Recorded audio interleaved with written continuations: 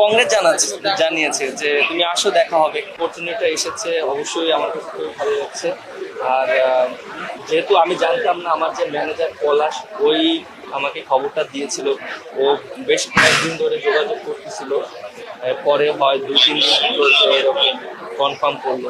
But সত্যি কথা বলতে খুবই ভালো লাগছে। আর যেহেতু পিএসএল এর মতন একটা টুর্নামেন্ট খেলতে যাচ্ছি, এটা আমার জন্য অনেক ভালো এক্সপিরিয়েন্স দিবে ভবিষ্যতে আমার ক্রিকেটের জন্য। সাকিব আল হাসানের সাথে এর মধ্যে কথা হয়েছে, তার সঙ্গে দেখা করার কতটা বুঝিয়ে আছেন, একসাথে পিএসএল খেলতে হবে, সেটা কেমন লাগছে?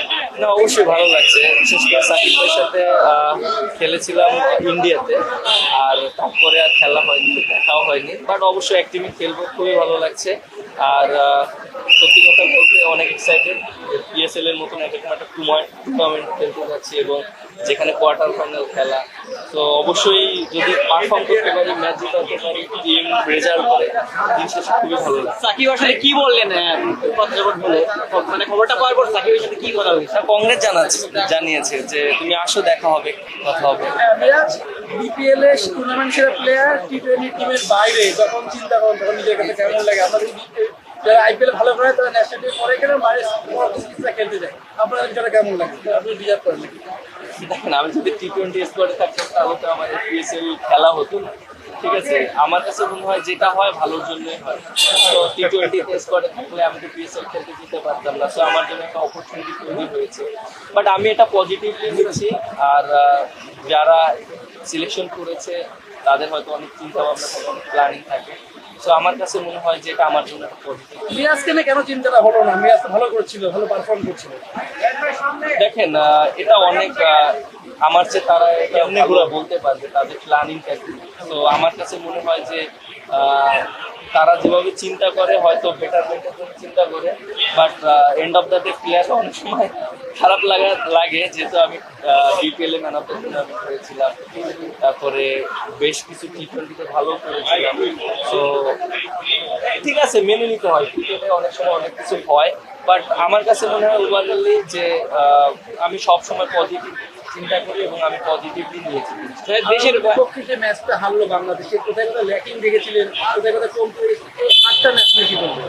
না, অবশ্যই আমার কাছে তো খারাপ লেগেছে। অ্যাজ এ প্লেয়ার হিসেবে আমরা যখন হারি তখন সবারই খারাপ লাগে, আর প্লেয়াররাও ওদেরও খারাপ লেগেছে। বাট আমার কাছে মনে হয় যে ঠিক আছে, যেহেতু সামনে ওয়ার্ল্ড কাপ, এশিয়া কাপ আছে, প্রিপারেশন নিচ্ছে, সবাইকে অপরচুনিটি দিচ্ছে খেলানোর জন্য।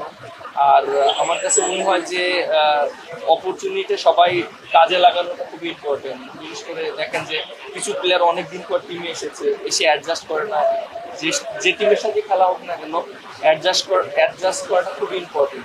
তো আমার কাছে মনে হয় খুব তাড়াতাড়ি সবাই অ্যাডজাস্ট করতে পারে। দেশের বাইরে প্রথম ফ্র্যাঞ্চাইজি লিগ খেলতে যাচ্ছেন, হয়তো এলিমিনেটর, কোয়ালিফায়ার কিংবা ফাইনালেও হয়তো খেলতে পারেন। যদি সুযোগ পান, নিজেকে কতটুকু আসলে ডেলিভার করতে চাইবেন, কিংবা সর্বোচ্চ দিয়ে নিশ্চয়ই চাইবেন যে নিজেকে ডেলিভার করতে? সুযোগ পেলে অবশ্যই টিম জেতানোর চেষ্টা করবো। সিকান্দার রাজার পরিবর্তে আপনার সুযোগটা এসেছে। আমরা দেখছিলাম নেটে আপনি রাজার স্টাইলে খানিকটা বোলিং করছিলেন। সব মিলে প্রস্তুতিটাও বা কেমন নিলেন? লাস্ট 2টা দিন খুব ভালো প্র্যাকটিস করেছি। প্রথম 3টা দিন তো আমি রেড বলে প্র্যাকটিস করেছি। যখন শুনেছি যে পিএসএল খেলতে যাব, তখন একটা দিন প্র্যাকটিস করার চেষ্টা করেছি। আর সাদা বল নিয়ে ব্যাটিং করেছি, বোলিং করেছি।